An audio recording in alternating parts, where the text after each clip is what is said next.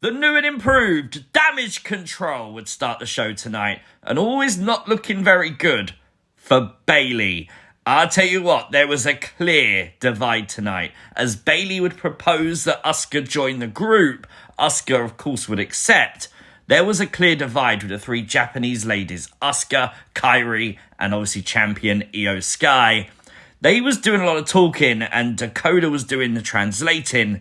I don't know if she was translating the truth to Bayley, because if you go back and watch the body language, they only seemed to be happy when they were seemingly mocking Bayley. But it would be the arrival of the Ghost Tank that would have Shotzi Blackheart attack Damage CTRL. Then Bianca and Charlotte got involved, and I love the fact Damage CTRL stood strong and the baby faces went off into retreat, because that meant they had to go and find a new member for War Games. And I love that, because obviously it was Damage CTRL that issued the challenge, but it seemed to not be a Bayley idea.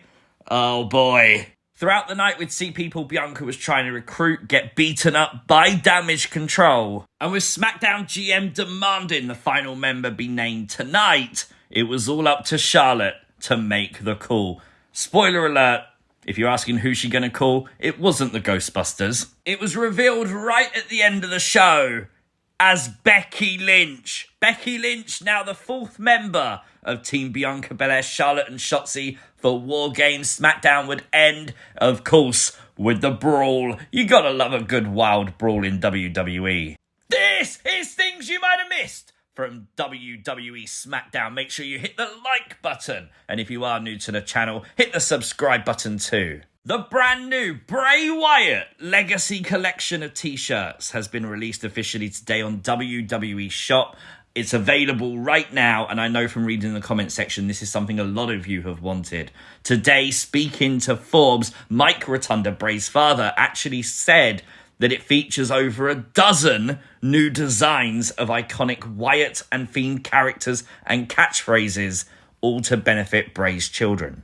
Which means this is just the start, and there's some really banger t-shirts in there. Look at that one with the Bray Wyatt face as a mask. You got this one with all the puppets involved. This one with all the different faces of Bray and the puppets. And of course the tribute shirt as well with that iconic photo of Bray Wyatt. And to know that this is just the start and there's more to come has me very excited as a fan.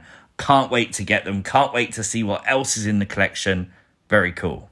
So we'd see the baby faces trying to come up with their War Games team tonight backstage. Nick Aldis was there, and in his office was a wild Cody Rhodes. What? Cody is a Raw star on SmackDown talking to the SmackDown GM.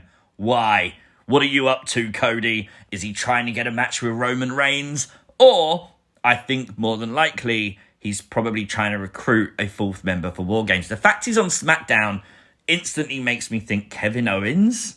I know all the rumours are for Randy Orton, but Kevin Owens is a SmackDown star currently suspended, with Becky being the final member of the Women's War Games. Could it be that Kevin Owens is Cody's partner? Oh, you didn't know? Road Dogg was on SmackDown commentary this week, the WWE Hall of Famer, filling in for Corey Graves, who obviously is still on paternity leave following the birth of his son last week. We'd have a triple threat tag team match between the Brawling Brutes, Pretty Deadly, and the Street Profits. And I really loved the fact that we didn't just do one team on the outside. It was an actual triple threat tag match. Always say this, love that headlock spin by Ridge Holland. It really does look brutal, man.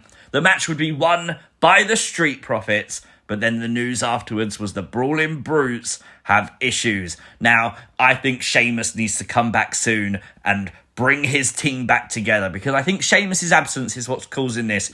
But Ridge Holland walked away from Butch. During the match, we'd also see Bobby Lashley once again talking to B-Fab. So I've got to wonder again, what is cooking here? WWE has announced Backlash 2024 will take place in France. A lot of people were saying to me that it's a real shame it's not happening in the UK. Guys, do you know how quick it is to get to France on the Eurostar?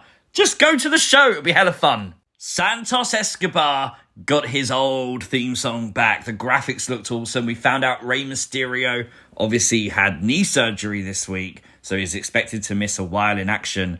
Escobar would then cut one of the coldest promos I've ever heard in WWE. Escobar would say, not only does he agree with Dominic Mysterio, which by in itself, that's enough. That is enough, man. But he'd go on and say that he hoped Ray's surgery didn't go well. He hopes Ray catches an infection. They have to amputate his leg.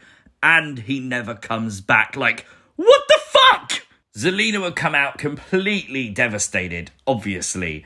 Her acting, though, you got to give it top tier. Massive slap to Santos Escobar, which would reveal the tattoo. He got the LWO tattoo. Oh, no. And it's on his hand. Oh, no. Zelina would be followed by Legado. And this was interesting because Escobar told them where to go, and then he beat them up. Legado is done. It would be Carlito that makes a save. Is Carlito now the new leader of LWO? Grayson Waller was successful tonight in one-on-one action with Cameron Grimes. Nice little short match. Of course, Grayson would win with like a somersault unprettier. I hope that's a new finishing move for him because it looked really cool. Axiom would debut tonight on the WWE main roster. We got a video package for Axiom and everything. Really nice introduction. He'd go one-on-one with Dragon Lee. Oh my god, what an incredible match these two put on. Dragon Lee was successful tonight, but take nothing away from Axiom. Hell of a performance, and I'll start the movement. Axiom to get called up ASAP. And if you wonder who is Axiom, I've heard some rumours that he's just a kid.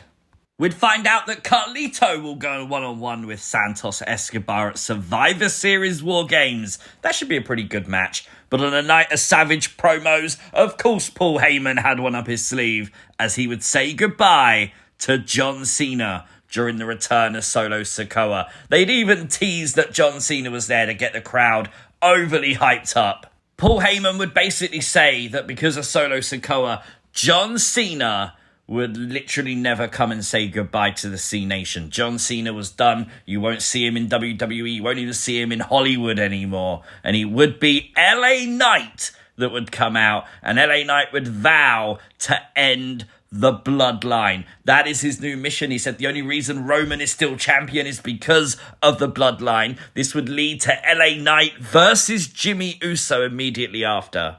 LA Knight would win this match, and it looked bleak afterwards as Solo Sikoa would come for LA Knight, and LA Knight was in dire trouble until he was saved by Cody Rhodes.